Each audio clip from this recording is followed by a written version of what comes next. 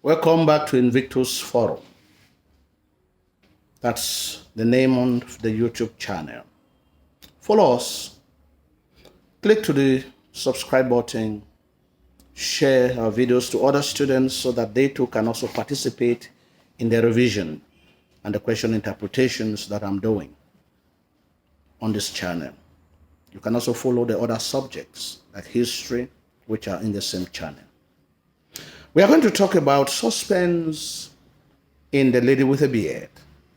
Suspense is the writer's ability to uplift the curiosity of the reader, to find out more about what is going to happen, about an earlier action. One, the women ostracize Emade with the condition that she will be reinstated into the female folk if she apologizes.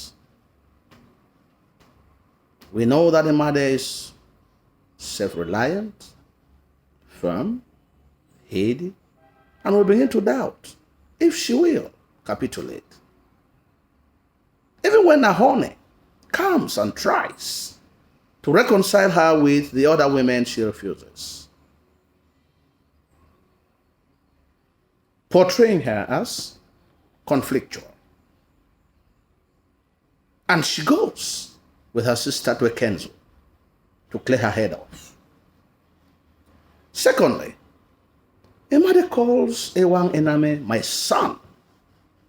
He takes care of his meals, puts food to him on the dishes that she used to serve her husband, sends him on important errands like bringing the boa, bringing the animal to be used as sacrifice to appease the serpent deity. And now we begin to ask ourselves the question, what type of son is he? When Tube visits her mother at Kenzo and brings snuff that has been sent to her mother by Ewang Ename, we are told that Emade felt love flow through her veins. Emade is also happy that Tube had visited Ewang Ename before coming to visit her, because according to her, she has started realizing what type of relationship binds them. And the question is, what is the relationship? And at the end of it, she is expecting. She's happy because she is in the expectancy of a fertile future. Now, tells us that there is a romantic relationship in the air. But there's no clear-cut distinction. With whom? Is Ewang Ename? Is Emade preparing Ewang Ename to get married to Ntube and calls him my son? That is to say, son-in-law. Or Emade being a widow, she's thinking that she can hook up. But it can't be the first one. It can only be the first one. Remember that the author does not really make a clear-cut distinction, but by interpretation, we can think or we can conclude that she's preparing to be married to Ewang Ename. The three women receive news that Mechane is very sick. We wonder what her condition is and how will they meet her. And even if they do, would they be able to restore her back to her health? When they come, they meet their sister in a dire need, abandoned all to herself, highlighting neglect and ingratitude, despite this woman's generosity. Emade wishes to ban the Moabak women from participating in her funeral. But Aone intervenes, highlighting conflict. Next, Emade beats the drum dexterously, leaving any ear that listens to it perplexed and doubting whom the drummer is. Such drumming had never been heard until the time of Sango Ngole, the greatest percussive musician of all times. She asked the two drummers to conceal her identity. And many people wonder whom the drummer is. But during the Ngadu, when the people are itchy to dance, and the male drummers are fumbling with the drum. The two young men have no other option but to let out the cat out of the bag, to let the people know that the famous drum they had been looking for had been nobody else but a mother, pushing her to beat the drum dexterously to the point that even the men become envious, highlighting feminism. Nevertheless, her drum awakes even the ancestral spirits that join in the celebration to tell you that there is a harmonious relationship between the living and the dead. Still in Moabak, a mother visits the young lady with Nange, and she's informed that the lady is unable to breastfeed her child because the child has bitten off the nipple of her breast and the woman is down with high fever while the child cries ceaselessly because of hunger. And Emade concludes that wizards have reversed the child's love towards its mother.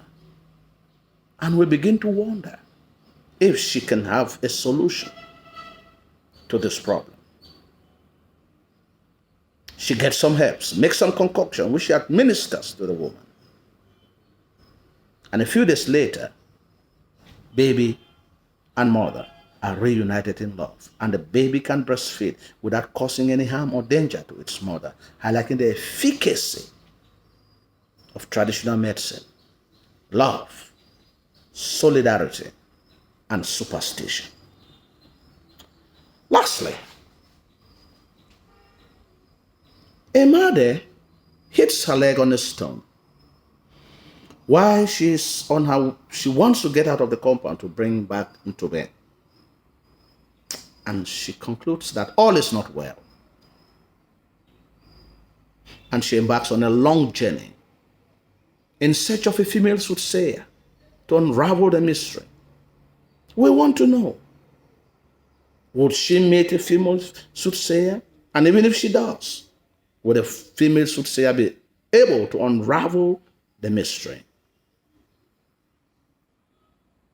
Even when she meets other famous soothsayers, they refer her to consult a male, which she refuses. And on her way to meet the famous, the popular female soothsayer in Zome, she meets a tapper.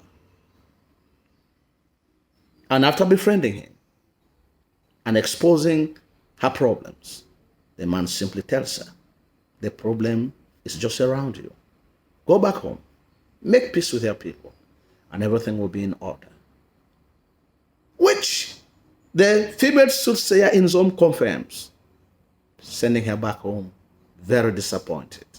The fact that she had wanted only a female soothsayer to unravel the mystery highlights her feminist stance.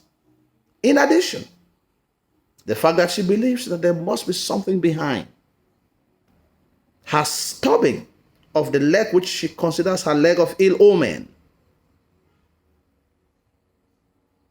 highlights superstition. But the most curious is the fact that after seeking for a traditional solution, she ends up rinsing her leg with holy water and a stone in order to cleanse the ill omen, highlighting the cultural conflict, the conflict of tradition and Christianity. If you like what we are doing on this channel to prepare you, especially students and even teachers, we thank you for watching us. Just subscribe to our channel. Share our videos to as many students as possible so that they also can benefit from the work that we are doing here.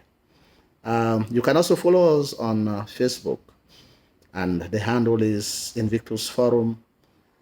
Leave us a comment and tell us what you think about what we are doing. We are here because you are there, and we are ready to do our best to make sure that this channel and this forum gives you the best.